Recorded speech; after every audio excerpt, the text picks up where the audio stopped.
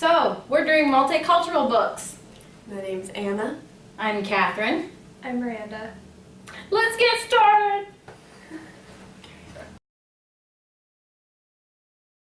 Okay, xenophobia is the mistrust or fear of people who are foreigners or strangers. This is in part responsible for our worldwide inability to live together and create peace and understanding of each other, and this costs us equal opportunities. Books are one of the most effective tools in combating xenophobic behaviors. They are also a way to teach children about the positives about differences and similarities between people all over the world. And also children of minority groups are appreciate seeing themselves in books, and it is a self-esteem booster for those children.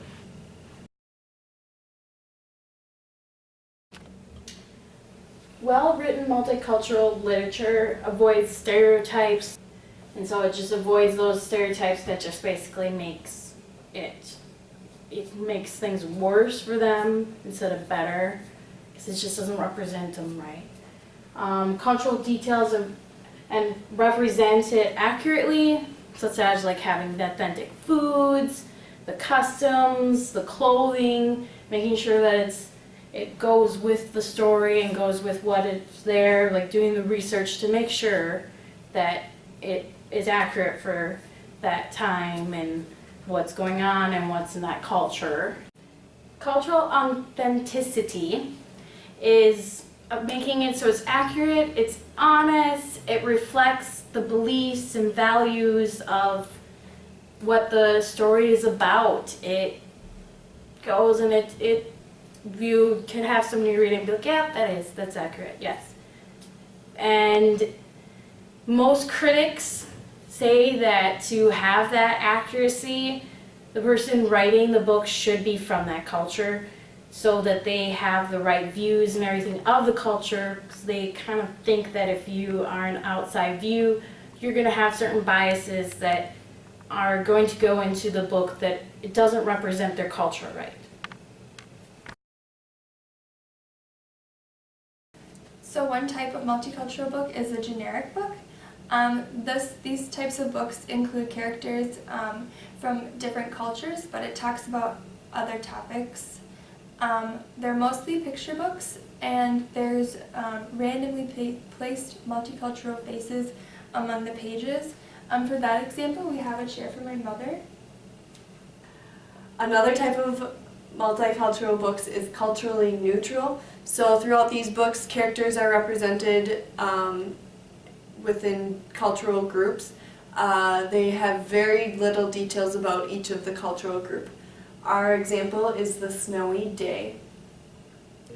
Another example of a cultural book is culturally specific books, and those are books that have cultural details. The themes are very evident in the books. The artwork expresses that culture very well, and the accuracy is really important. And the book that we have for that is Mufaro's Beautiful Daughters, an African Tale.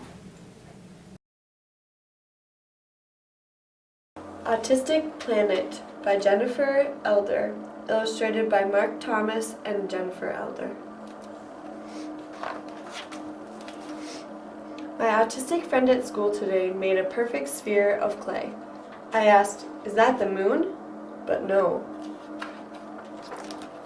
She shook her head and answered, "Though it may seem pretty strange to some, this is the planet where I'm from." In our world, all trains run on time with kid conductors on the line. People work in offices where every seat's a rocking chair. We don't do something one time when we can do it over and over again. And each tot dreams of growing up to make history at the Chess World Cup. Our love of music is so strong that when we hear a great new song, We memorize each word we hear, go home, and play it back by ear. There's nothing hot in aught cuisine, lumpy, gooey, brown, or green. The only food to pass our lips are popcorn and potato chips.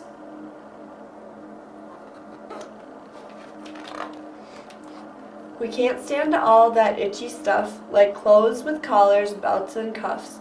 And if you'd let us have our way, we'd wear the same thing every day. To our ears, talking sounds absurd, unless we repeat every word. When someone tells you, tie your shoe, you answer back, tie your shoe too. If you'd like to be the mayor, our selection process is quite fair. There are no votes to count, you see. You have to win the spelling bee. Of course, the TV news is short. We only watch the weather report. And at the end of every day, we flap our wings and fly away. I asked her, is this planet real? And she said, well, it's how I feel. And when your world spins out of line, you're always welcome back to mine. Jim, who ran away from his nurse and was eaten by a lion, by Hilary Belloc, pictures by Victoria Chess.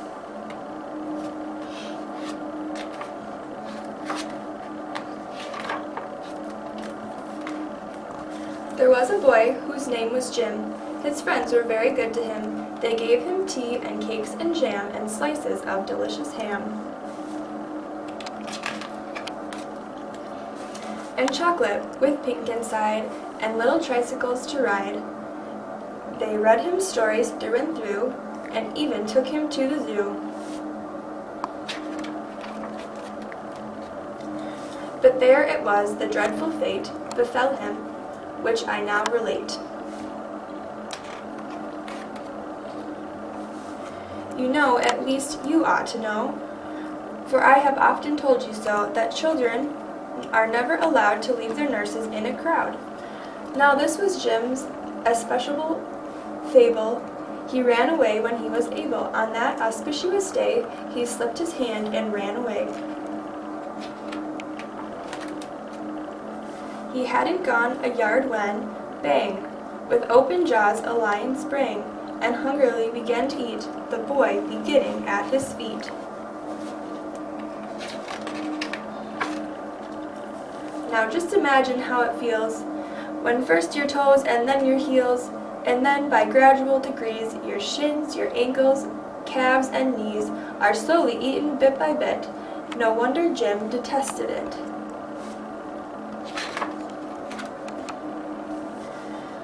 No wonder that he shouted, "Hi!"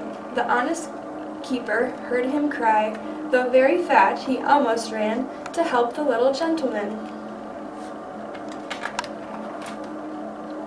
"Ponto," he ordered as he came, for Ponto was the lion's name. "Ponto," he cried, with an angry frown, "let go, sir, down, sir, put it down."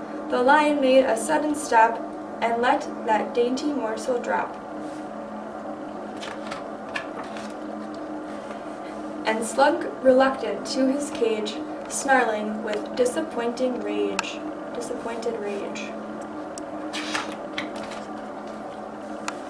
But when he bent over Jim, the honest keeper's eyes were dim. The lion having reached his head, the miserable boy was dead. When the nurse informed his parents, they were more concerned than I can say. His mother, as she dried her eyes, said, "Well, it gives me no surprise." He wouldn't do as he was told. His father, who was self-controlled, bade all the children round attend to Jim's miserable end. and always keep a hold of nurse for fear of finding something worse.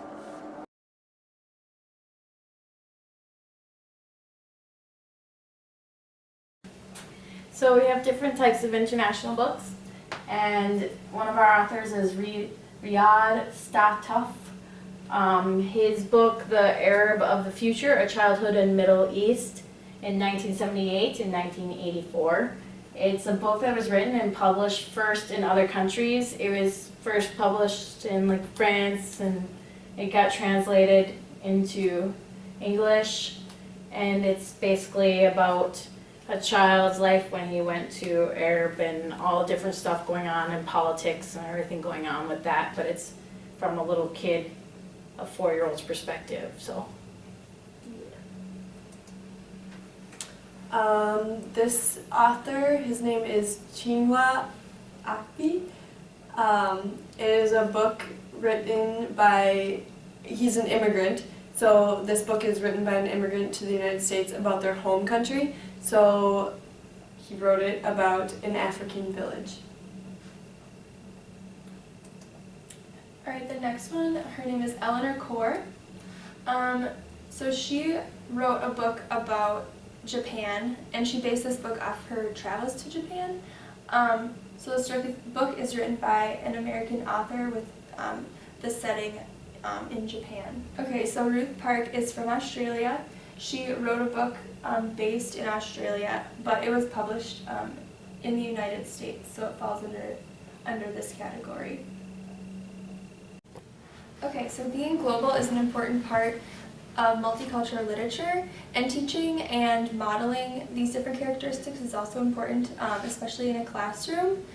So the different characteristics are just being curious about different parts of the world, different types of music, traveling to places near and far, appreciating everyone's differences, having respect for one another, and being open-minded. And books do a lot of this.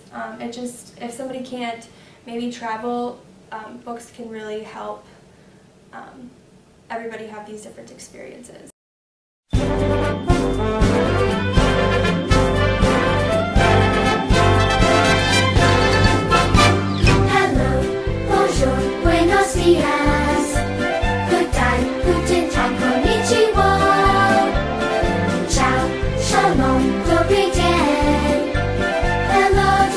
Children of the world, we live in different places from all around the world.